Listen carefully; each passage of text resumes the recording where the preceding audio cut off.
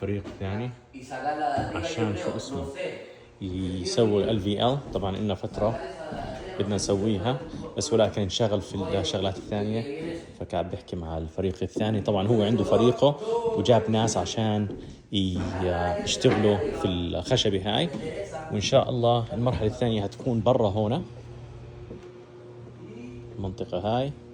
طبعا مثل ما حكيت لكم نخليها نفس المستوى، ويمكن احط لي شباك هنا على دخلة الباب فيكون الليفل تبع السقف مرتفع شوية بس بالسكشن اول ما تدخل البيت.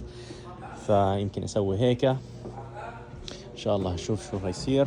طبعا في هنا اليوم 6 اشخاص هيشتغلوا.